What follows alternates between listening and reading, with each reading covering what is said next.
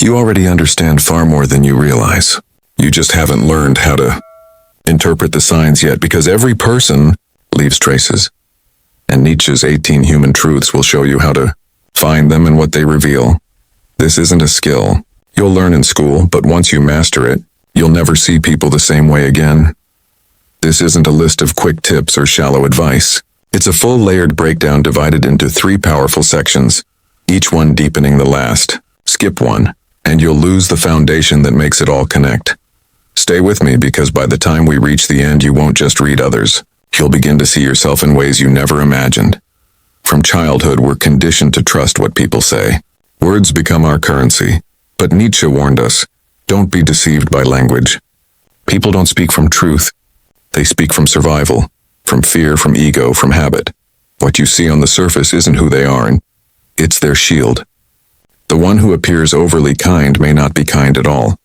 They may simply be terrified of rejection. The person who seems powerful might actually be breaking inside, hoping no one notices. And the strangest part? They don't even know they're doing it. Most people are actors in a play they never auditioned for. Their smiles, opinions, and tone carefully shaped by what once kept them safe. They aren't hiding from you. They're hiding from themselves. Nietzsche once said, "Every profound spirit needs a mask."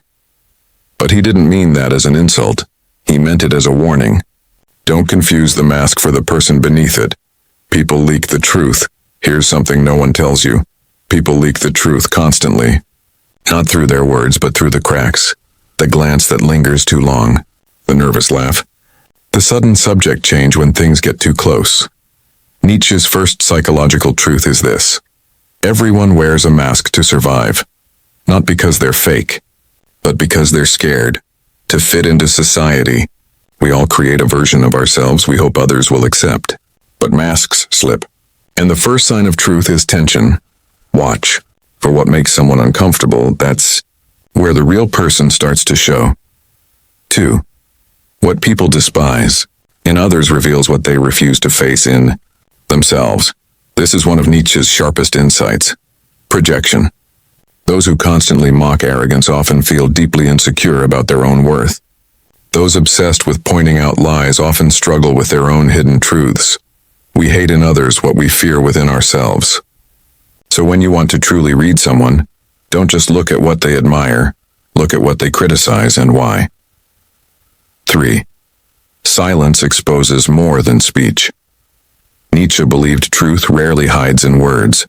Language, he thought, was a tool of the herd, often used to avoid reality, not face it. When someone hesitates before answering, dodges a question, or gives short, rehearsed replies to deep topics, that silence is screaming. Person avoiding vulnerability is showing you exactly what they fear most for. Excessive virtue is often disguised vanity. Beware of the ones who loudly preach morality, who constantly correct, who live to prove they're good. Nietzsche called this the will to power in disguise. Sometimes, morality itself becomes a mask for superiority. The louder the virtue signal, the more likely there's shame being hidden beneath it. Real goodness doesn't need applause. 5. People don't lie to you first, they lie to themselves. This one changes everything. The lies you hear, "I'm fine," "I don't care," "It doesn't bother me," aren't meant to deceive you. They're self-protection.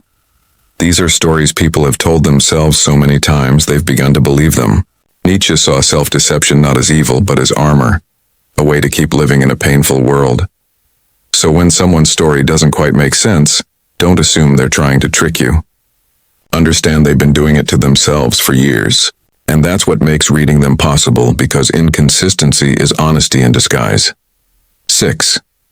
Where someone feels superior, they're usually hiding deep inferiority. Nietzsche believed that most superiority is just overcompensation.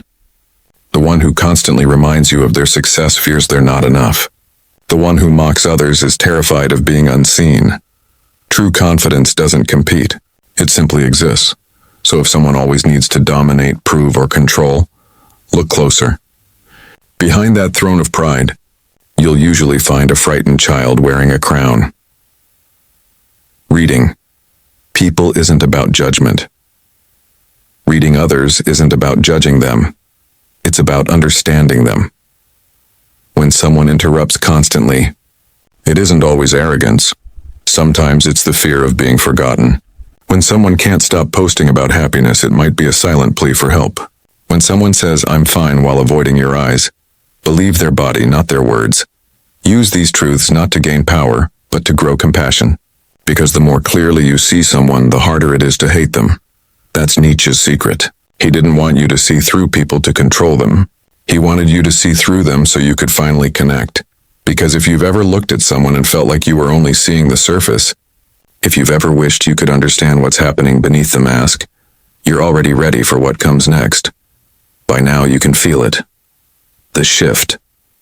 Once you learn to read beneath the surface, patterns speak louder than words. You begin to notice the flinch before the smile, the practiced certainty hiding a tremor of doubt. Nietzsche's next truths take us into that fragile space where the performance thins and the real story leaks through. 7. Most behavior is powered by unspoken fear. Look closely at the little tells. Why does someone over-explain? Why do they dominate the room or vanish when things get real? Why do they say yes when their body says no? Fear. Fear of being abandoned, embarrassed, ignored, or found out. Nietzsche knew people rarely act from pure desire. They act to avoid loss of status, love, safety, self-worth. So when you're trying to understand someone, stop asking what they want. Ask what they're terrified of losing. That's where the truth lives. 8. Criticism is a mirror turned outward. Pay attention to the patterns of attack. The man who mocks overly emotional people is often terrified of his own tenderness. The woman who nitpicks everyone's looks may be at war with the mirror. Chronic fault-finding is less about the target and more about the critic's disowned self. Nietzsche would tell you projection isn't merely defense, it's confession. If you listen carefully, it points straight to the wound. 9. False certainty often hides a private guilt. You've met this type, always composed, always sure, always right. But linger a little longer. Notice the jaw set too tight, the way they over-prepare, the flash of defensiveness when questioned. That glossy confidence is often covering a burden, regret, shame, a version of themselves they're desperate to bury. Nietzsche observed this in leaders, teachers, and preachers who perform certainty because uncertainty feels like exposure. Real peace doesn't need to prove itself. So when someone seems unshakable, don't be overawed, be curious. What are they afraid will surface if the mask slips? 10. Exaggeration broadcasts the insecurity underneath. I never care what anyone thinks. I'm always happy. I'm totally over it. Absolutes like these are the ego shouting down doubt. Extremes usually reveal imbalance, not strength. When a claim sounds too perfect, treat it like a spotlight, not on what's being said, but on what's being silenced. The volume is the tell. Ask yourself, what fear is this person trying to drown out? 11. The hunger for control exposes inner chaos. Control looks powerful. Micromanaging every detail, organizing every variable, tightening every screw. But obsession with order often signals a storm inside. If someone can't handle spontaneity, if they need to dominate dynamics to feel safe, it isn't proof of strength. It's evidence of fragility. Nietzsche saw that when the inner world is unruly, the outer world gets policed. The stricter the shell, the more breakable the core. Don't be intimidated by the controller. Recognize the terror of collapse they're battling behind the scenes. 12. Performance grows loud when the center feels empty. Scroll any feed and you'll see it. The relentless spectacle, perfect poses, curated outrage, non-stop highlight reels. Nietzsche wouldn't call this power. He'd call it pleading. When someone is always on, it's often because they don't believe they'll be loved in the quiet. They manufacture noise to earn notice. But a person who's at home in themselves doesn't require an audience. Remember, the brighter the stage lights, the darker the backstage can be. Putting it together, you're starting to read the room differently now. You notice the chronic interrupter and sense not arrogance but dread.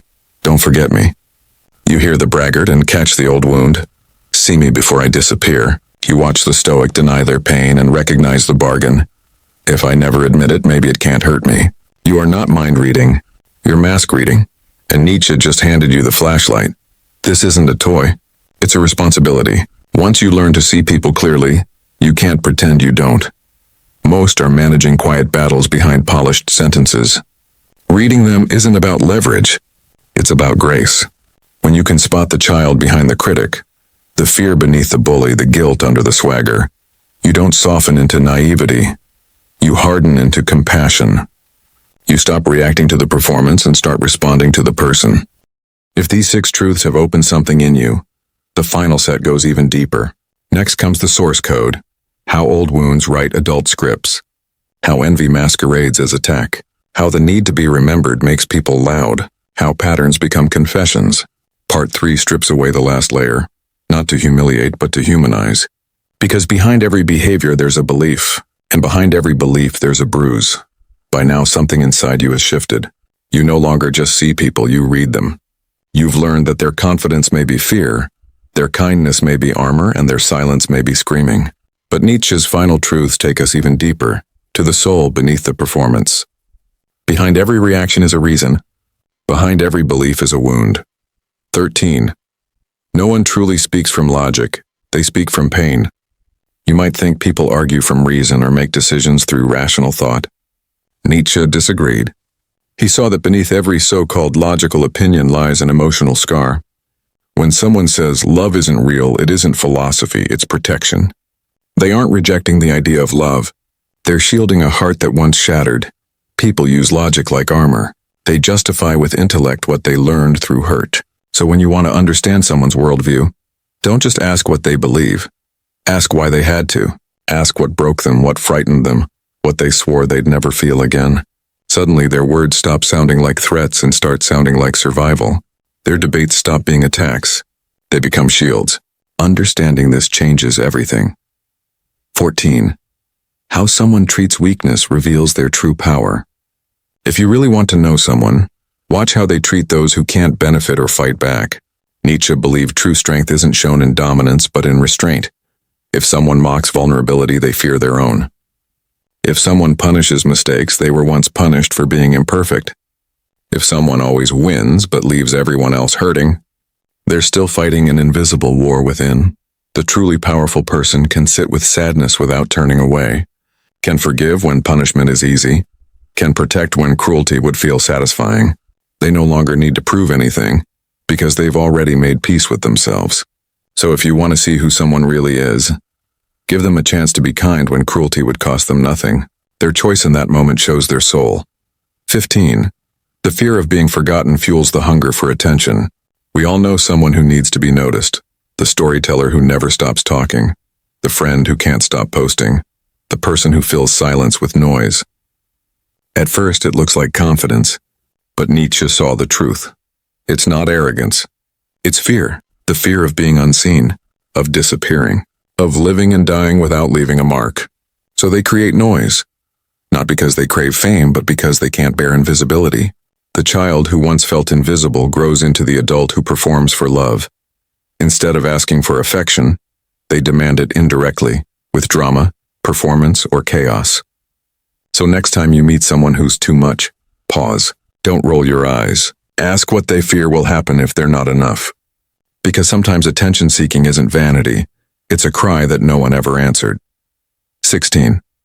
The person they attack is often the one they envy. This might be Nietzsche's most painful truth. People don't always attack what they hate. They attack what they wish they could be. The critic who tears down the successful, the gossip who mocks the confident, the cynic who laughs at joy, all are confessing something. They're admitting, I want that too, but I don't believe I deserve it. Envy is just admiration with pain woven through it. To see someone living freely when you're still trapped is unbearable. So instead of celebrating them, people destroy them. But once you recognize envy for what it is, an unspoken desire, you become immune to it in others and liberated from it in yourself. You stop taking hate personally. You start seeing it as the echo of someone else's cage. 17. People act out their childhood, not their beliefs. You've heard that people don't change. Nietzsche would say they repeat.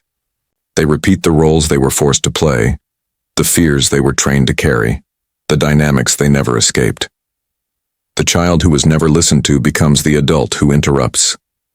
The one who was punished for emotions becomes cold, distant, analytical. The one who had to earn love becomes the performer, forever chasing approval even from those who don't deserve it. Most people aren't living from belief. They're living from memory. Behavior is biography. If you want to understand someone, don't ask who they are. Ask who they had to be to survive.